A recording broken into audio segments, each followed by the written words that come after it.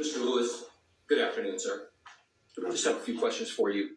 On April 25th and 26th, 2015, you were actually working for Pioneer, the bus company, correct? Yes, I was. And you were, at the time of this incident, you were acting and working within the scope of your employment, correct? Correct. You were on duty, essentially, correct? Correct. Did you file a workers' compensation claim in connection with this case? I don't recall that. I don't recall this.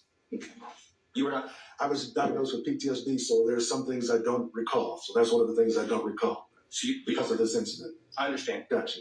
You don't recall whether or not you received any compensation as a result of any claim that you would have filed with workers' comp as a result of this alleged incident? During that time, I don't recall a lot of stuff. Okay. Yes. That's all I have. Thank you. Thank you. Explorer parked on the street. Another officer basically said, "Hey, can y'all come down by the buses? Something about to happen." And so as we come down there, I see an individual take a gun out and put it on the tire of the Great Explorer. Once he took the gun out, I basically took another individual and pushed him into him and grabbed the gun and pulled my service weapon. Upon pulling my service weapon, a female that was standing there said, "Why is this officer pulling this gun?" And I held the gun up and I was like, "Y'all need to get on."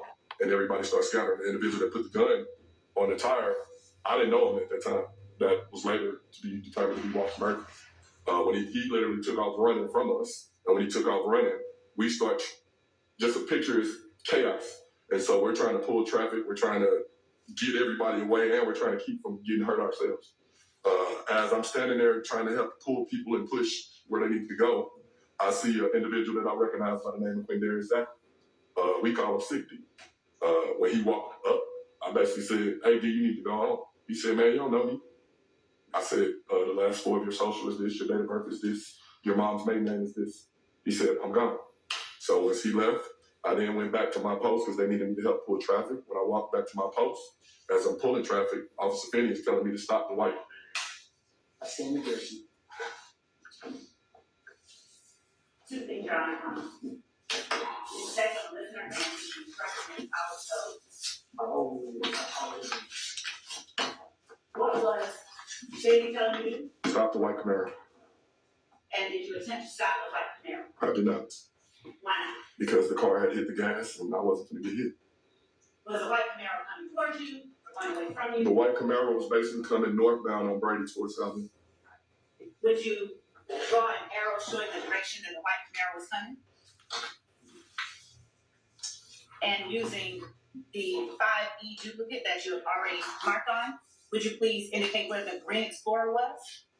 The Green Explorer is the X down the street. Would you put GE next to it? And would you indicate where the tour buses were generally, in relation to the Green Explorer? And would you also draw that on the screen in front of you? And were the 20 to 30 people you were describing people that you were associating with YSL? Yes. When you prepared the report of this incident, what did you do with it? What do you mean? Did you reach out to determine who was leading the investigation? I did that before I even did the report. And who was it that you determined was leading the investigation? Detective Racy from Cobb County. Did you do anything in order to assist Detective Racy Yes. during his investigation? Yes. Would you detail for the jury the steps that you took to assist Detective Racy in his investigation? I reached out to Racy because him being in Cobb County and us being in Atlanta, I knew he wouldn't be familiar with what was going on. I explained to him that I was at the club that night. I explained to him what I do on a day-to-day basis, and also that I was familiar with the individual that was driving the white Camaro. I then went to... Pause for a second. What was it that you explained you did on a day-to-day basis? that I was a gang detective. Go ahead. And if you could slow down your account for me just a little bit so the court reporter and I can keep up. Okay. Go ahead. Upon speaking with Racy, I believe that was Monday. I had left a message Sunday for him to give me a call Monday. Once we talked, explained to him what happened, gave him details of what happened, and also explained that I believe I knew who was the driver of the Camaro. I just didn't know his government name. And so on Monday, myself and my partner, Lakia Gaither, she's better at finding people, so she started searching. Basis. Is it, I mean, non-responsive? Because he's on direct, so he can testify. Okay, all right. So, and what else? What's the other basis?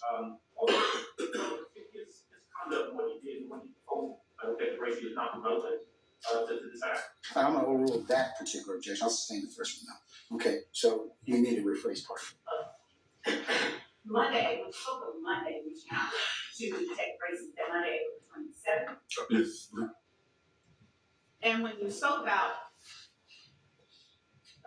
investigations that you were involved in, generally speaking, what were you investigating?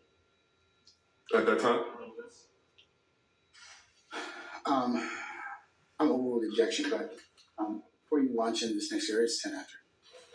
Okay? All right. Ladies and gentlemen, how about we start for the day? Now, everybody with the exception of Adams gets an A.